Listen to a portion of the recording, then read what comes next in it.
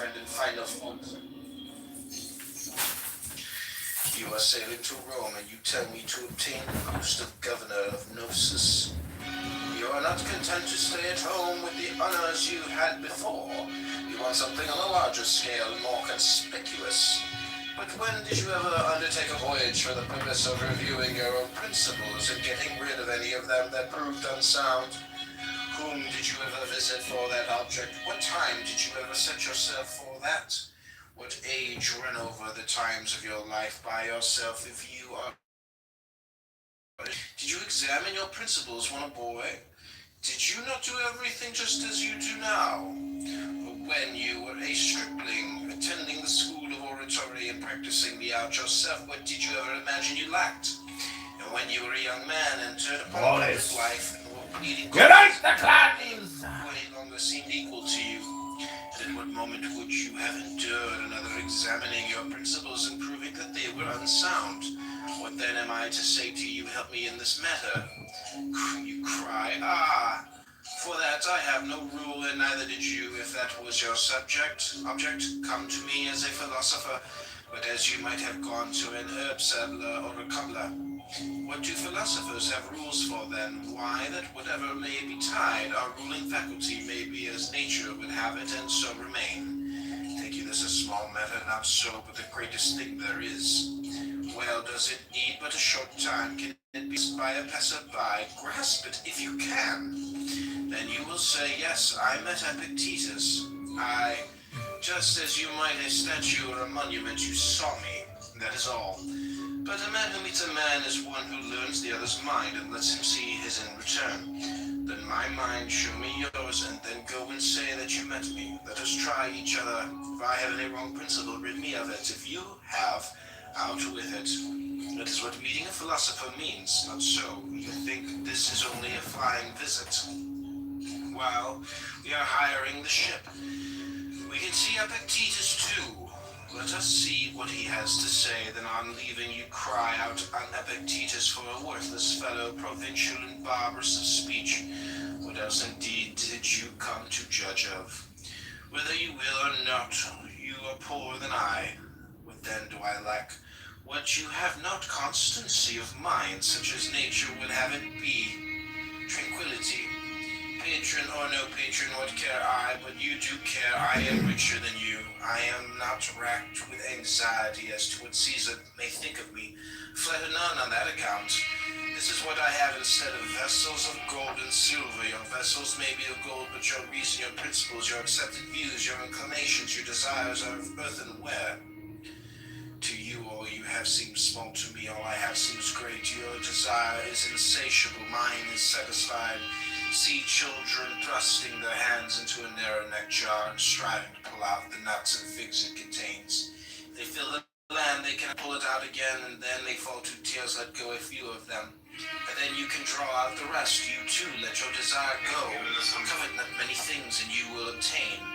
Pittacus, wronged by one whom he had it in his power to punish, let him go free, saying, forgiveness is better than revenge. The one shows native gentleness, the other savagery.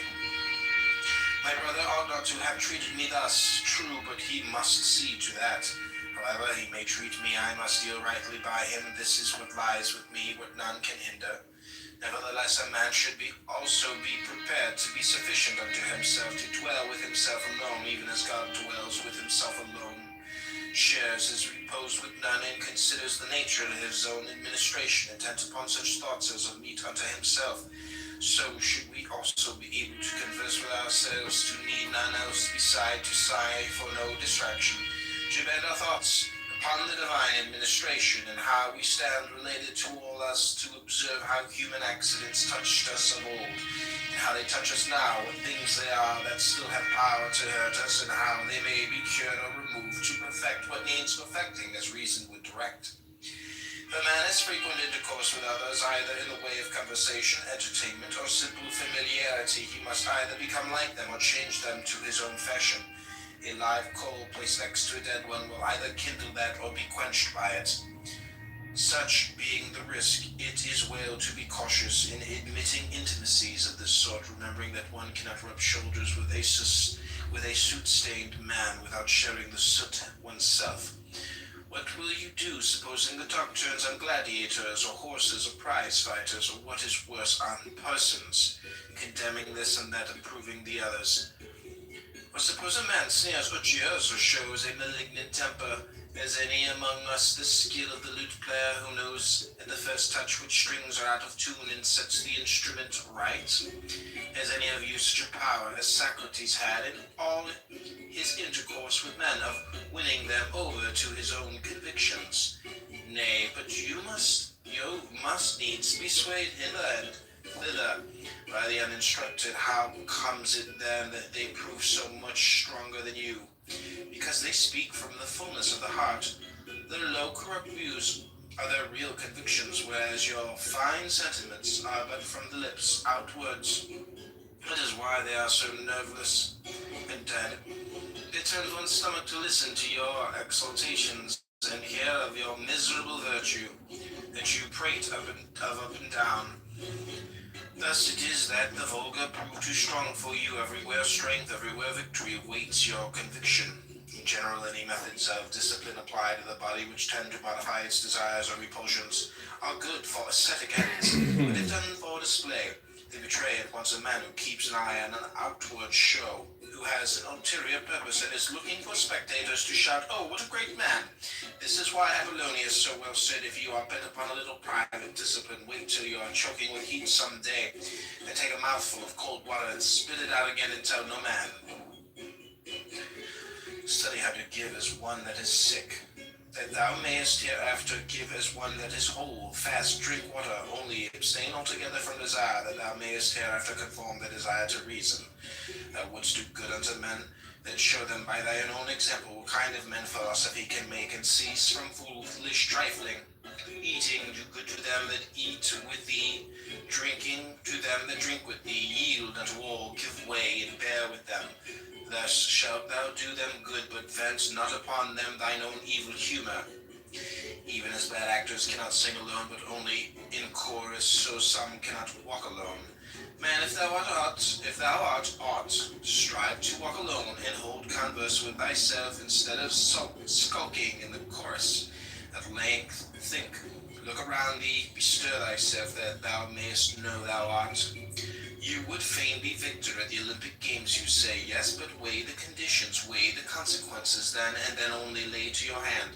And if it be for your profit, you must live by rules, submit to diet, abstain from dainty meats, exercise your body perforce at stated hours. In heat or in cold, drink no cold water, nor it may be wine.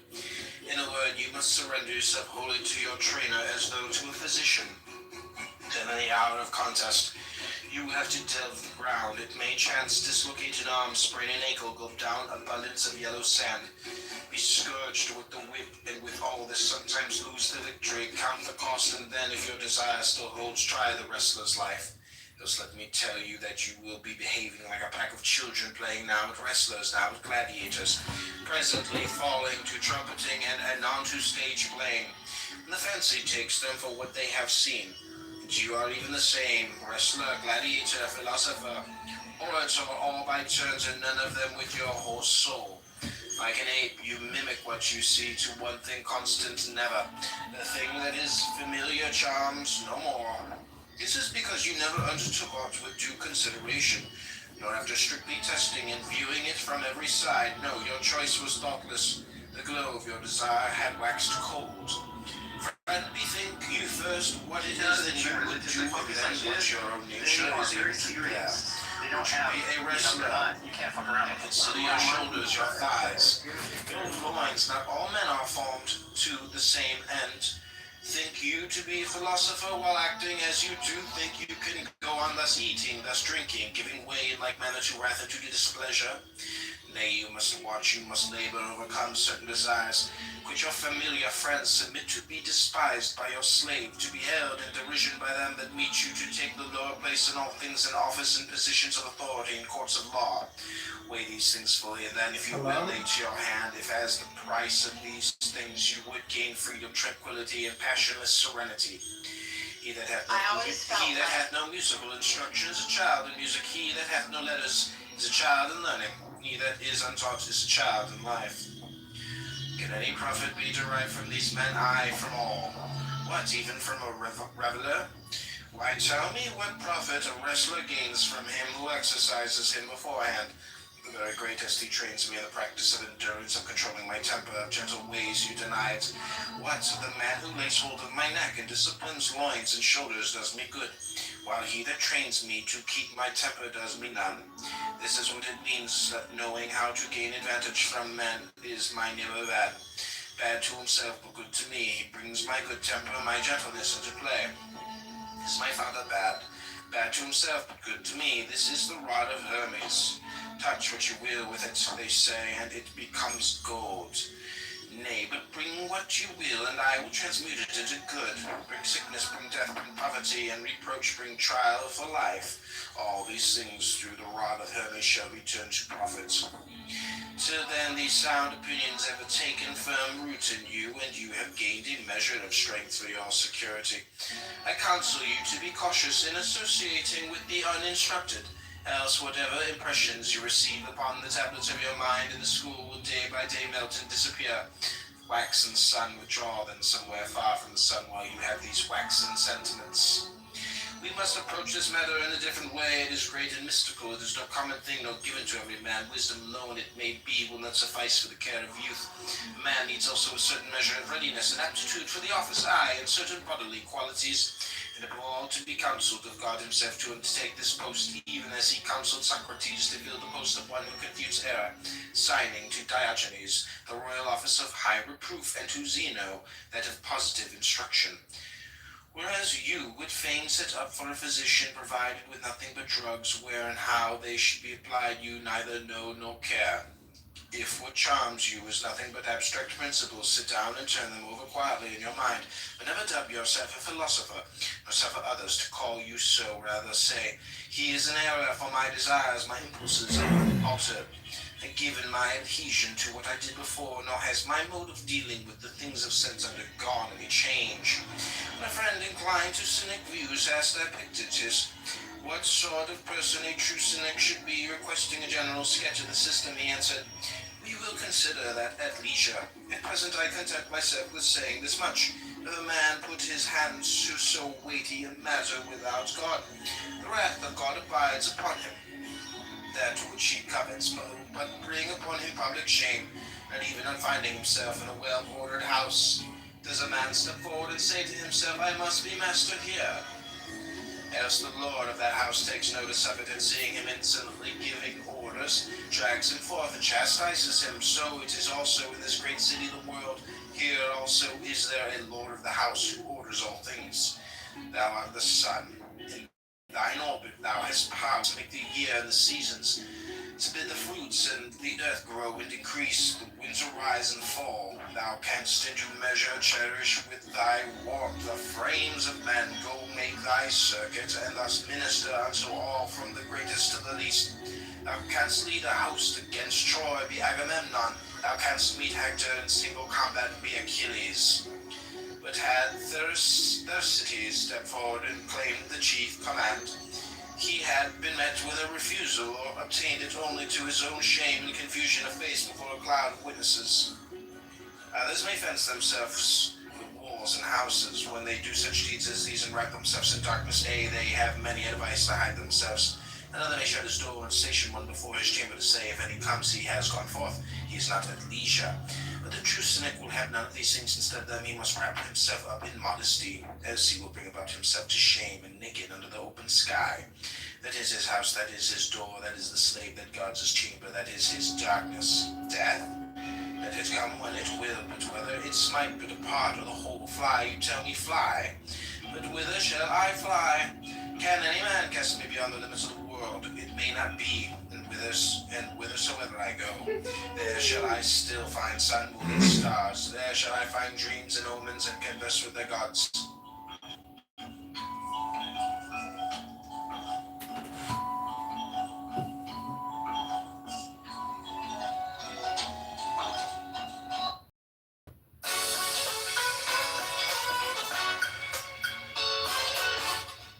Hey guys, I just found something cool that helps me earn a bit of extra cash and declutter my space. Watch this. So this app is Carrot, where you... The way of Shuangzi, greetings from Shuangzi. The useless tree. Huizu said to Chuang, I have a big tree, the kind they call a stink tree.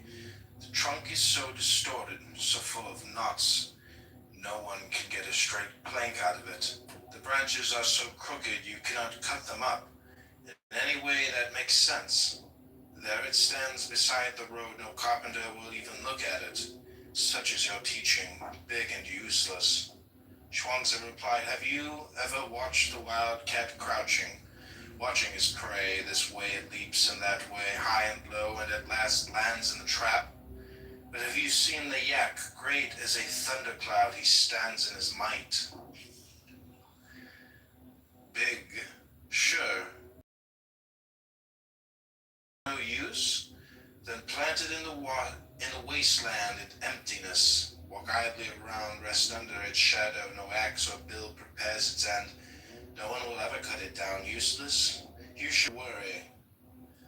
I had salesmen and a capable ruler. A man of Sung did business in silk ceremonial hats. He traveled with a load of hats to the wild men of the south. The wild men had shaved heads, tattooed bodies. What did they want with silk ceremonial hats? Yao had wisely governed all China. He had brought the entire world to a state of rest, and after he went to visit the four perfect ones in the distant mountains of Kushi. When he came back across the border into his own city, he lost gaze, saw no throne. The breath of nature. When great nature sighs, we hear the winds. When noiseless in themselves, awaken voices from other beings, blowing on them. From every opening, loud voices sound. Have you not heard this rush of tones? There stands the overhanging wood on the steep mountain, old trees with holes and cracks like snouts, mouths, and ears, like beam sockets, like goblets, grooves in the wood, hollows full of water. You hear mooing and roaring, whistling, shouts of command, grumblings, deep drones, sad flutes. One call wakens another in dialogue. Gentle winds sing timidly. Strong ones blast on without restraint. Then the wind dies down, the openings empty out their last sound. Have you not observed how all then trembles and subsides? You replied, I understand. The music of earth sings through 1,000 holes. The music of man is made on flutes and instruments. What makes the music of heaven? Master Kai said, something is blowing in 1,000 different holes. Some power stands behind all this and makes the sounds die down. What is this power?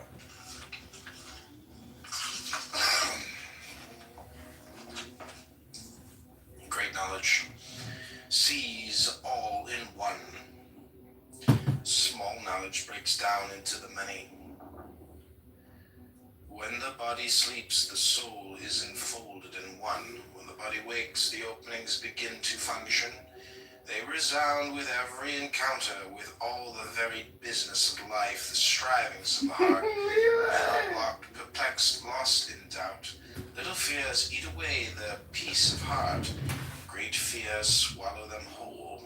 Arrows shot at a target, hit and miss, right and wrong. That is what men call judgment, decision. Their pronouncements are as final as treaties between emperors. Oh, they make their point, yet their arguments fall faster and feebler than dead leaves in autumn and winter. Their talks flows out like piss, never to be recovered. They stand at last blocked, bound, and gagged, chucked up like old drain pipes. The mind fails, it shall not see light again. Pleasure and rage, sadness and joy, hopes and regrets, change and stability, weakness and decision, impatience and sloth, all are sounds from the same flute, all mushrooms from the same wet mold. Day and night follow one another and come upon us without our seeing how they sprout. Enough, enough, early and late we meet the that, from which these all grow. If there were no that, there would be no this. If there were no this, there would be nothing for all these winds to play on. So far can we go, but how shall we understand what brings it about? One may well suppose the true governor to be behind it all, that such a power works I can believe. I cannot see his form. He acts but has no form. Tao is obscured. When men understand only one of a pair of opposites, or concentrate only on a partial aspect of being, then clear expression also becomes muddled by mere wordplay, affirming this one aspect and denying all the rest. Hence the wrangling of Confucians and Maoists. Each denies what the other affirms, and affirms what the other denies, which uses this struggle to set up no against yes and yes against no, better to abandon this hopeless effort and seek true light. There is nothing that cannot be seen from the standpoint of the not I, and there is nothing which cannot be seen from the standpoint of the I. If I begin by looking at anything from the viewpoint of the not I, then I do not really see it, since it is not I that sees it. If I begin from where I am and see it as I see it, then it may be also become possible for me to see it as another sees it. Hence the theory of reversal, that opposites produce each other, depend on each other, and complement each other. However this may be, life is followed by death, death is followed by life. The possible becomes impossible, the impossible becomes possible. Right turns into wrong, and wrong into right. The flow of life alters circumstances, and thus things themselves are altered in their turn. But disputants continue to affirm, deny the same things they have always affirmed and denied, ignoring the new aspects of reality presented by the change in conditions.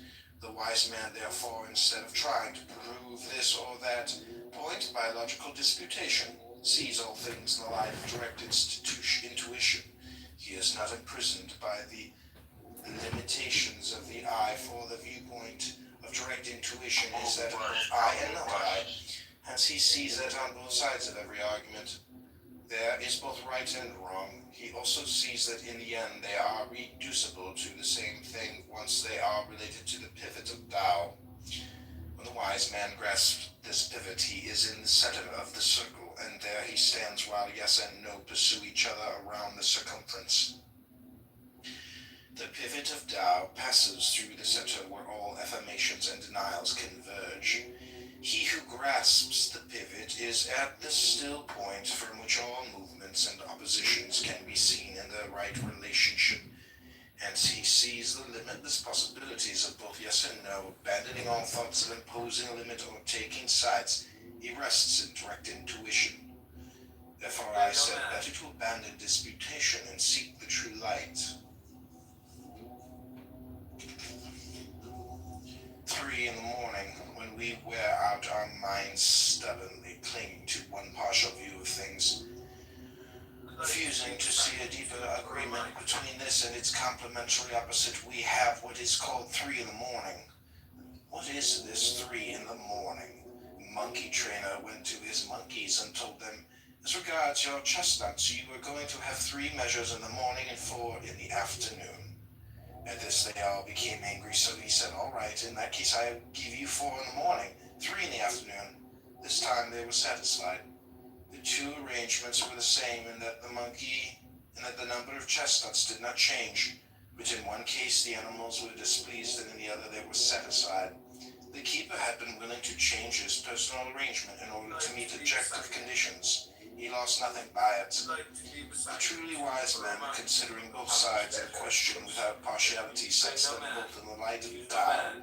This is called following 2 courses at once.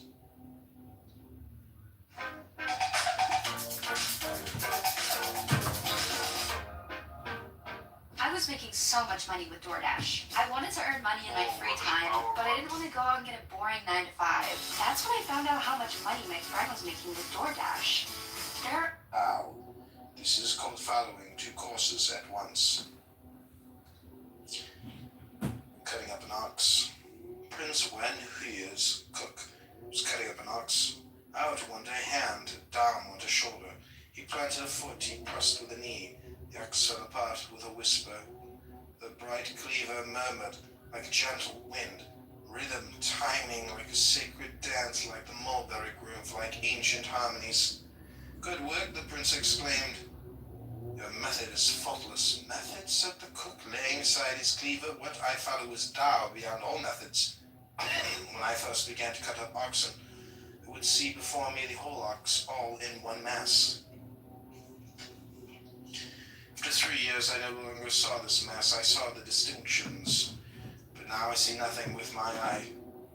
My whole being apprehends. My senses are idle. The spirit, free to work without a plan, following its own instinct, guided by natural line.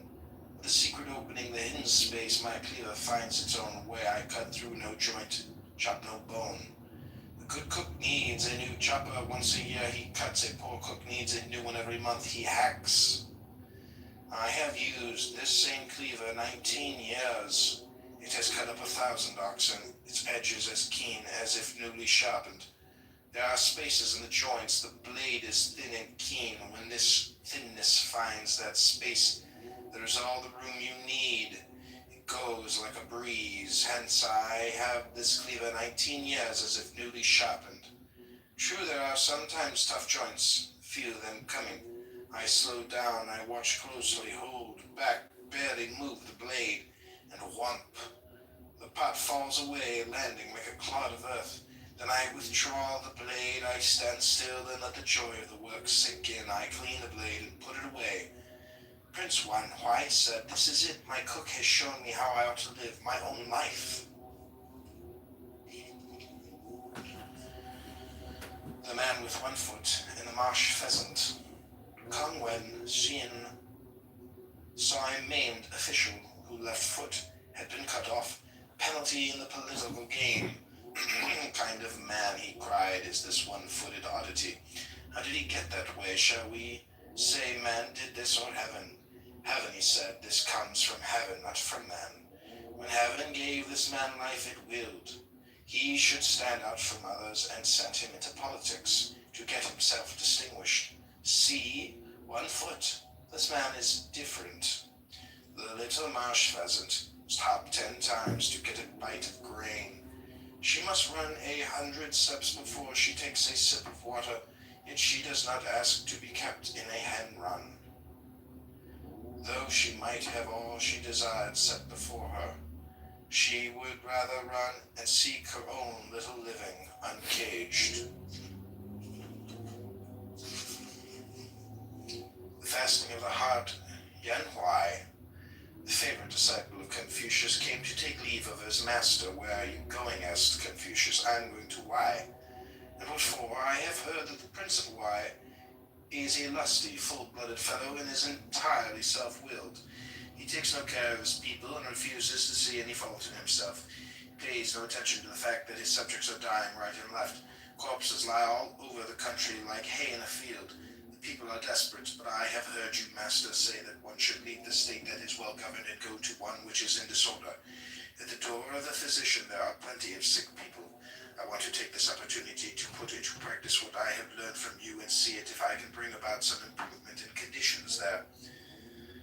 Alas, said Confucius, you do not realize what you are doing. You will bring disaster upon yourself. Tao has no need of your eagerness. You will only waste your energy in your misguided efforts. Wasting your energy, you will become confused and then anxious. Once anxious, you will no longer be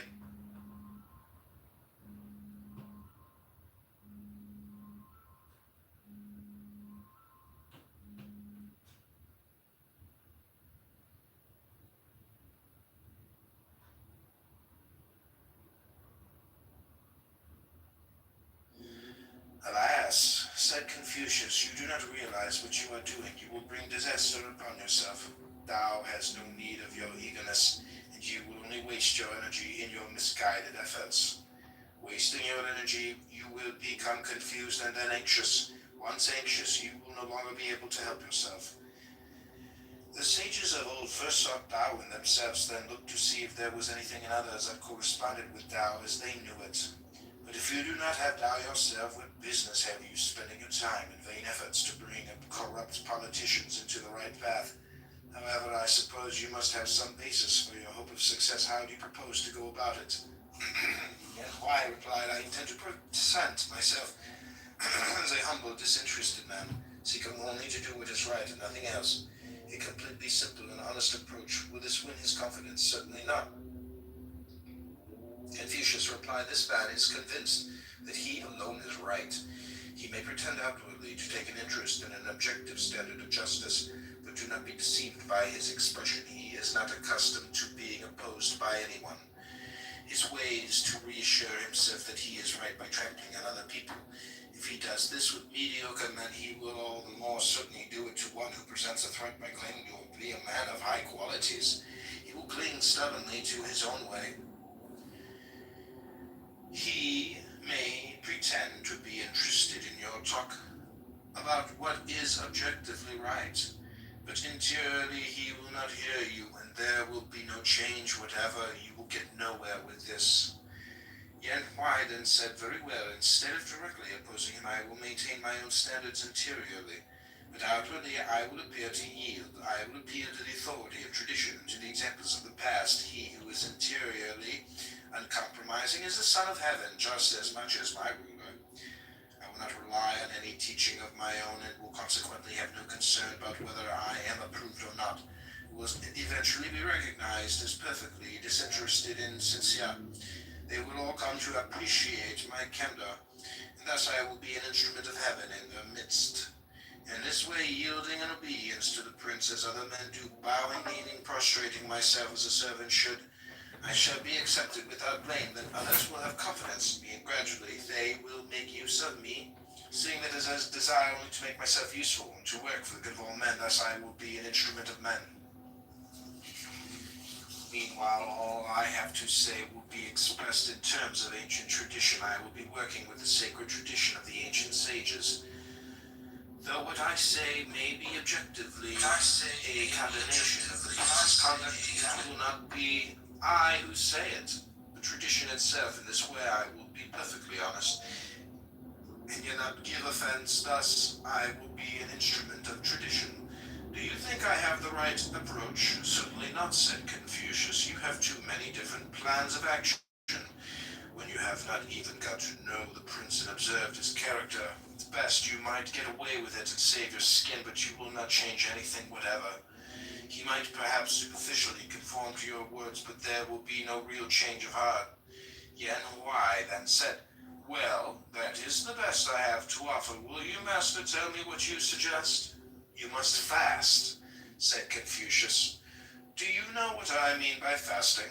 It is not easy, but easy ways do not come from God. Oh, said Yan Huai, I am used to fasting. At home we were poor. We went for months without wine or meat. That is fasting, is it not? Well, you can call it observing a fast if you like, said Confucius, but it is not the fasting of the heart. Tell me, said Yan Huai, what is fasting of the heart? Confucius replied, the goal of fasting is inner unity. This means hearing, but not with the ear, hearing, but not with the understanding, hearing with the spirit, with your whole being. The hearing that is only in the ears is one thing, the hearing of the understanding is another.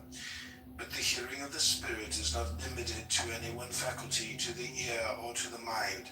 Hence it demands the emptiness of all the faculties, and when the faculties are empty, then the whole being listens. There is then a direct grasp of what is right there before you that can never be heard with the ear or understood with the mind. Fasting of the heart empties the faculties, frees you from limitation and from preoccupation. Fasting of the heart begets unity and freedom. I see, said Yan Huai. What was standing in my way was my own self-awareness. If I can begin this fasting of the heart, self-awareness will vanish. Then I will be free from limitation and preoccupation. Is that what you mean? Yes, said Confucius, that's it. If you can do this, you will be able to go among men in the world without upsetting them. You will not enter into conflict with their ideal image of themselves. If they will listen, sing them a song. If not, keep silent. Do not try to break down their door. Don't try out new medicines on them. Just be there among them, because there is nothing else for you to be but one of them. Then you may have success. It is easy to stand still and leave no trace, but it is hard to walk without touching the ground. If you follow human methods, you can get away with deception. In the way of Tao, no deception is possible. You know that one can fly with wings. You have not yet learned about flying without wings. You are familiar with the wisdom of those who know, but you have not yet learned the wisdom of those who know not. Look at this window. It is nothing but a hole in the wall, but because of it, the whole room is full of light. So when the faculties are empty, the heart is full of light. Being full of light, it becomes an influence by which others are secretly transformed. If you're OCD, I'm about to put you on. How does this not stress you out? Like, this is so tacky. Get rid of this. I'm tired of it. 2025. How do we not all have this charger? All you do is just plug it in. By which others are secretly transformed.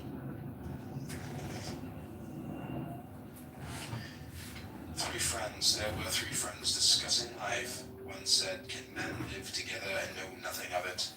Work together and produce nothing? Can they fly around in space and forget to exist, world without end?" The three friends looked at each other and burst out laughing. They had no explanation. Thus they were better friends than before. Then one friend died. Confucius sent a disciple to help the other two chant his obsequies. The disciple found that one friend had composed a song while the other played a tune. They sang, "Hey, Sung-Hu, where'd you go? Hey, Sung-Hu, where'd you go? You have gone where you really were, and we are here, damn it, we are here." Then the disciple of Confucius burst in on them and exclaimed, "May I inquire where you found this in the rubrics for obsequies?" This frivolous caroling in the presence of the departed. The two friends looked at each other and laughed. "Poor fellow," they said, "he doesn't know the new liturgy." Lao Tzu's wake. Lao Tan lay dead. Qin Shi attended the wake. He let out 3 yells and went home. One of the disciples said, "Were you not the master's friend?" "Certainly," he replied. "It is then sufficient for you to more know better than you have just done." In the beginning, Qin Shi, I thought he was the greatest of men, no longer. When I came to mourn, I found old men lamenting him as their son, young men sobbing as though for their mother.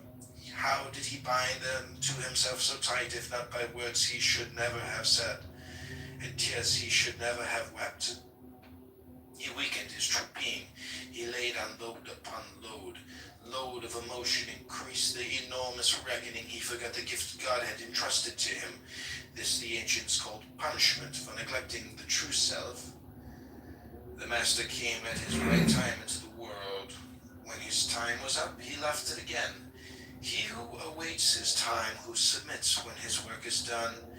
In this life there is no room for sorrow or for rejoicing. Here is how the ancients said all this in 4 words. God cuts the thread. We have seen a fire of sticks burn out.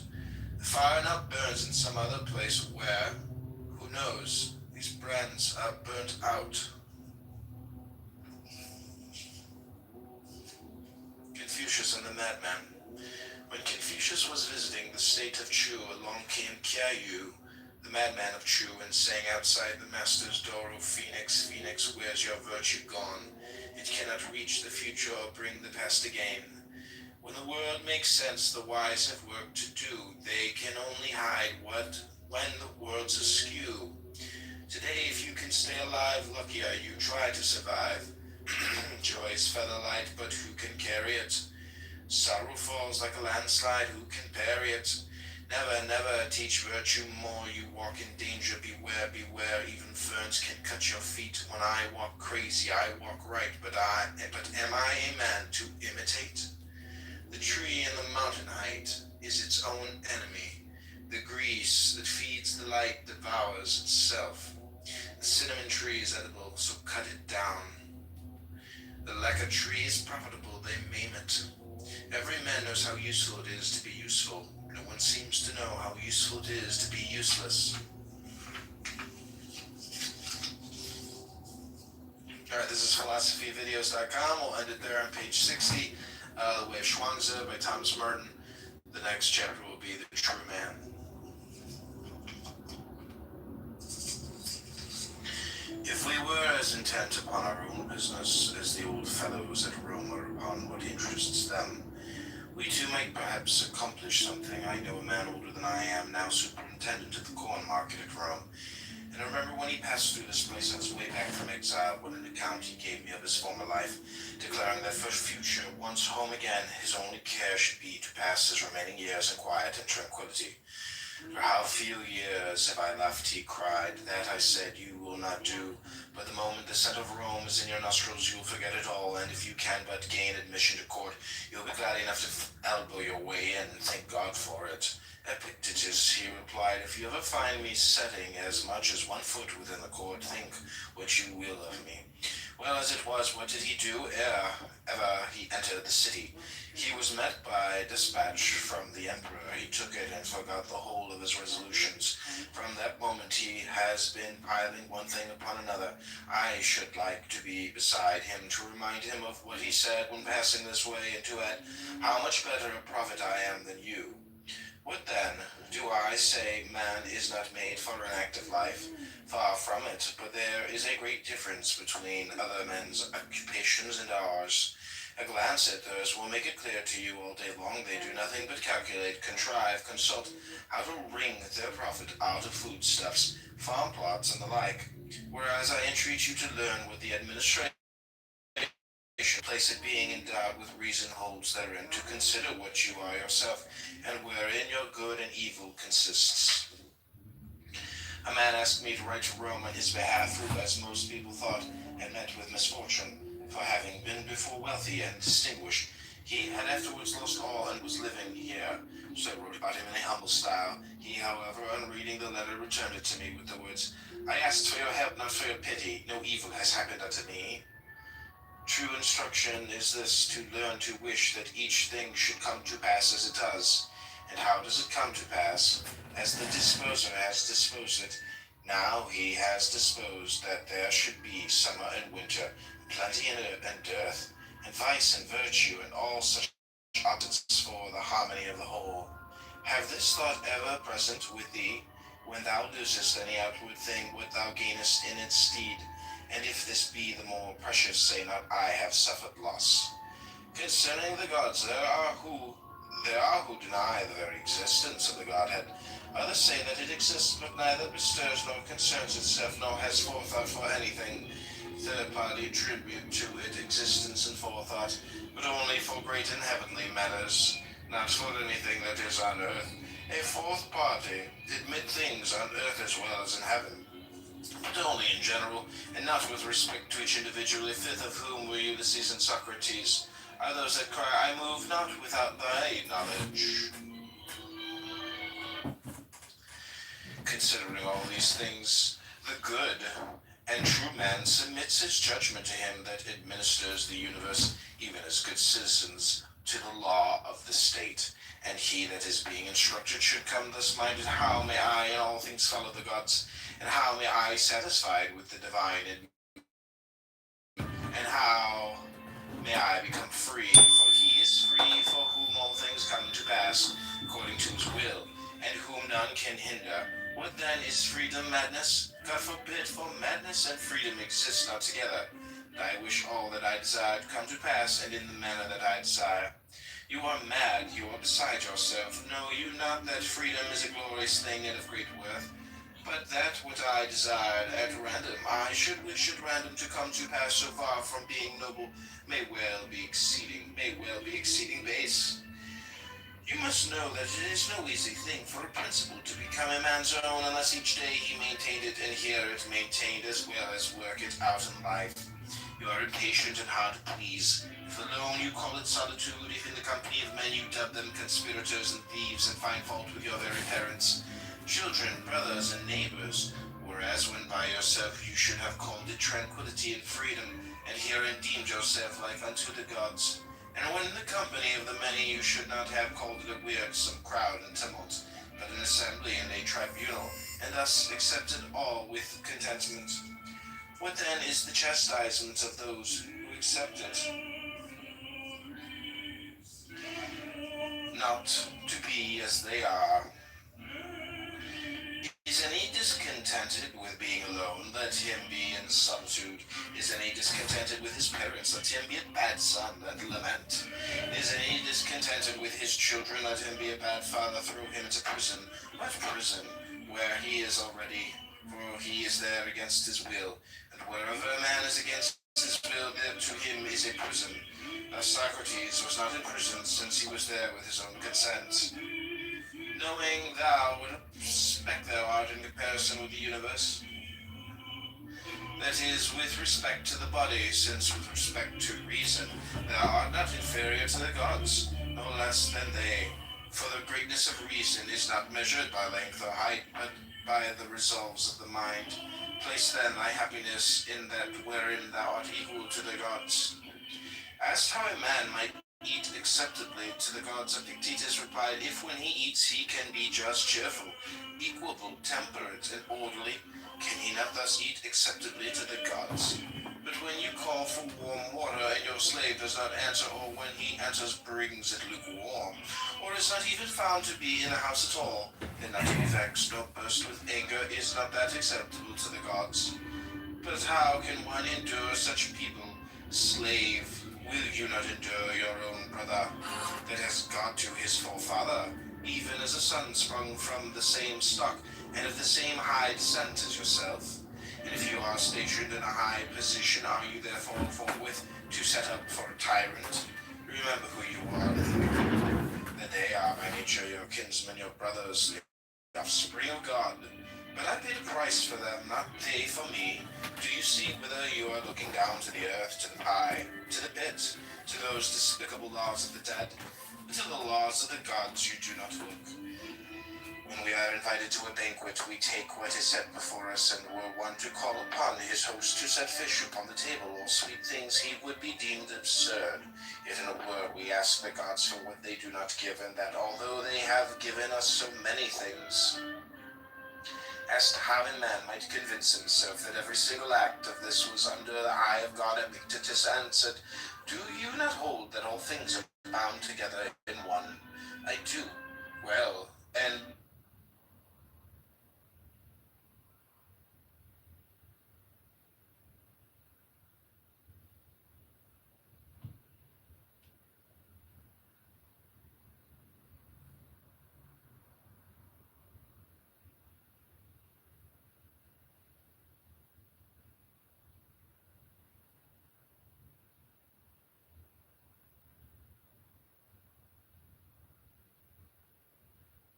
lie in quietness and rest. How else as the moon waxes and wanes, as the sun approaches and recedes, can it be that such vicissitude and alternation is seen in earthly things? If then all things that grow, nay, our own bodies are thus bound up with the whole, is it not this still truer of the souls? And if our souls are bound up and in contact with God as being very parts and fragments plucked from himself, shall he not feel every movement theirs as though it were his own, and belonging to his own nature? But you say, I cannot comprehend all this at once. Why, who told you that your powers were equal to God's? Yet God hath placed by the side of each a man's own guardian spirit. To the Stoics, the guardian spirit was each man's reason, who is charged to watch over him, the guardian who sleeps, nor is deceived. For to what better or more watchful guardian could he have committed each of us? So when you have shut the doors and made a darkness within, remember never to say that you are alone, for you are not alone, but God is within, and your guardian spirit.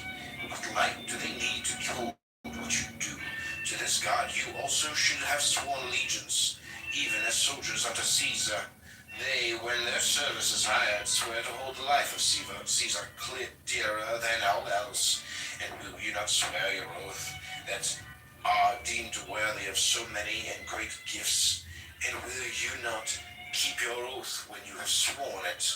And what oath will you swear? Never to disobey, never to reign or murmur at aught that comes to you from his hand, never unwillingly to do or suffer aught that necessity lays upon you. Is this oath like theirs? We swear to hold no other dearer than Caesar, you to hold our true selves dearer than all else beside. Bull rush. How shall my brother cease to be wroth with me? Bring him to me, and I will tell him. But to thee I have nothing to say about his anger. When one took counsel of Epictetus, saying, What I seek is this, how even though my brother be not reconciled to me, I may still remain as nature would have me to be. He replied, All great things are slow of growth. Nay, this is true even of a grape or of a fig. If then you say to me, Now I desire a fig, I shall answer it each time. Wait till it first flower, then cast its blossom, then ripen. Whereas when the fruit of the fig tree reaches not to maturity suddenly, nor yet in a single hour, do you nevertheless desire so quickly and easily to reap the fruit to the mind of man? Nay, expect it not, even though I bade you. Epaphroditus had a shoemaker whom he sold as being good for nothing. This fellow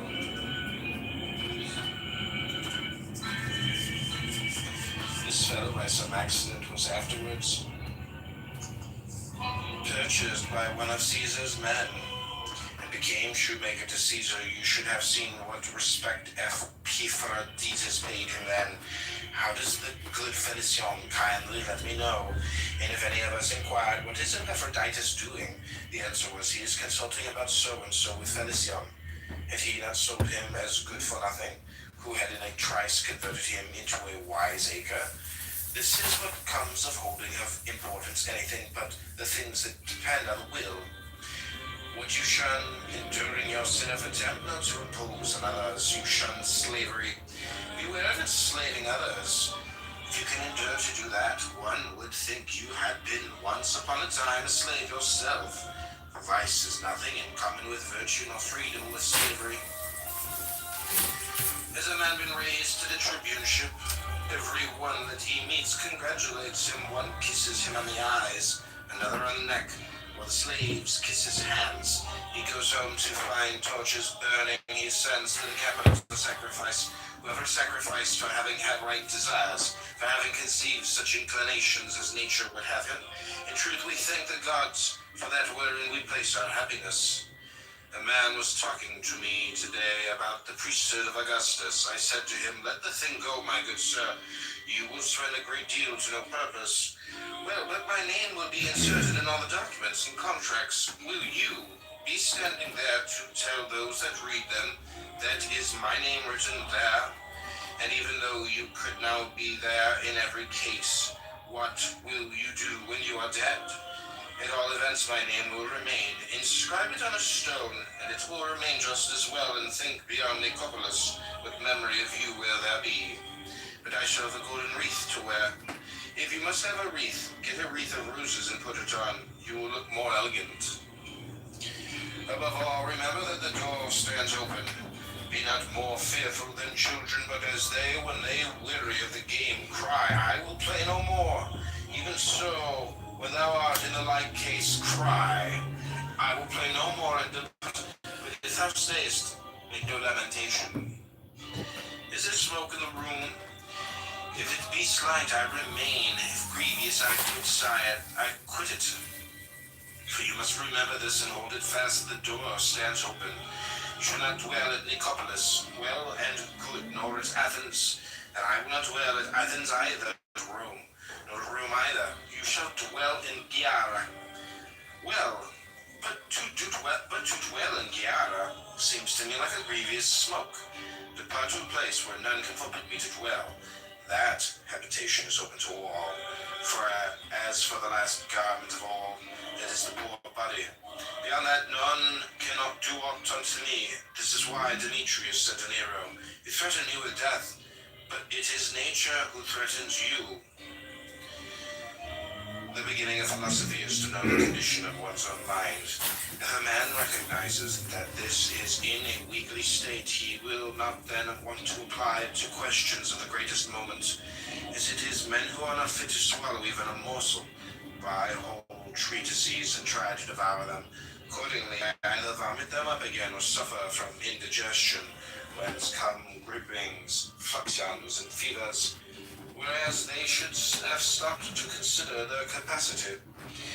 In theory, it is easy to convince an ignorant person. In actual life, men not only object to offer themselves to be convinced, but hate the man who has convinced them. Whereas Socrates used to say that we should never lead a life not subjected to examination. This is the reason why Socrates, when reminded that he should prepare for his trial, answered, "Thinkest thou not that I have been preparing for it all my life? In what way I have maintained that which in me lay? How so? I have never secretly, openly done wrong unto any. In what character dost thou now come forward? Is a witness summoned by God. Come thou, saith God, and testify for me, for thou art worthy of being brought forward as a witness by me. But that is outside thy will, either good or bad. Do I hurt any man? Have I placed the good of each in the power of any other than himself? What witness dost thou bear to God? I am in evil state, master, I am undone. None careth for me, none giveth me aught. All men blame, all speak evil of me. Is this the witness thou wilt bear, and do dishonour to the calling wherewith he hath called thee? Because he hath done thee so great honour, and deemed thee worthy of being summoned to bear witness in so great a cause? Wouldst thou have men speak good of thee? Speak good of them. And when thou hast learned to speak good of them, try to do good unto them, and thus thou wilt reap in return their speaking good of thee. When thou goest into any of the great, remember that another from above sees what is passing, and that thou shouldest please him rather than man. He therefore asks thee, is this in the schools? What didst thou call exile, imprisonment, bonds, death, and shame? I call them different things, and I call them things indifferent. What then dost thou call them now? Are they at all changed? No. It is then thou that art changed? No. Say then, what are the different things that are not in our power? Say then what follows, that things which are not in our power are nothing to me. Say also what things with a will such as it ought to be, and a right use of the things of sense. And what is the end? To follow thee. That Socrates should ever have been so treated by the Athenians, slave. Why say Socrates, speak of the thing as it is, that ever then the poor body of Socrates should have been dragged away and haled by main force to prison. That ever hemlock should have been given to the body of Socrates, that should have breathed its life away. Do you marvel at this? Do you hold this unjust? Is it for this that you accuse God? Had Socrates no compensation for this? Where then for him was the ideal good? Whom shall we hearken to, you or him? And what says he? Anytus and Miletus may put me to death, to injure me is beyond their power. And again, if such be the will of God, so let it be. Nay, young man, for heaven's sake, but once thou hast heard these words, go home and say to thyself, it is not Epictetus that has told me these things, how indeed he... No, it is some gracious God through him, else it would never have entered his head to tell me them. He that is not used to speak to any one of us, well then, let us not lie under the wrath of God, but be obedient unto him. Nay, indeed, but if a raven by its croaking bears thee any sign, it is not the raven, but God that sends the sign through the raven. And if he signifies anything to thee through human voice, will he not cause the man to say these words to thee, that thou mayest know the power of the divine? How he sends a sign to some in one way, and to others in another, and on the greatest and highest matters of all signifies his will through the noblest messenger. What else does the poet mean? I spake unto him erst myself, and sent Hermes in the shining one to check and warn him, the husband not to slay, nor woo the wife. In the same way, my friend Heraclitus, who had a trifling suit about a petty farm at Rhodes, first showed the judges that his cause was just, and then at the finish cried, I will not entreat you, nor do I care what sentence you pass. It is you on your trial, not I. And so he ended the case. As for us, we behave like a herd of deer. When they flee from the huntsman's feathers in affright, which way do they turn? What haven of safety do they make for? Why, they rush upon the nets. Thus they perish by confounding what they should fear with that wherein no danger lies. Not death or pain is to be feared, but the fear of death or pain. Well said, the poet, therefore, death has no terror, only a death of shame. How is it then that certain external things are said to be natural and others contrary to nature? Why, just as it might be said if we stood alone and apart from others, a foot for instance, I will allow it is natural should be clean, but if you take it as a foot, and as a thing which does not stand by itself, it will beseem it, if need be, to walk in the mud, to tread on thorns, and sometimes even to be cut off, for the benefit of the whole body. Else it is no longer a foot. In some such way we should conceive of ourselves also, what art thou, a man? Looked at as standing by thyself and separate, it is natural for thee in health and wealth long to live. But looked at as a man and only as a part or whole, it is for that whole's sake that thou shouldst at one time fall sick, at another brave the perils of the sea again, know the meaning of want and perhaps die an earthly death,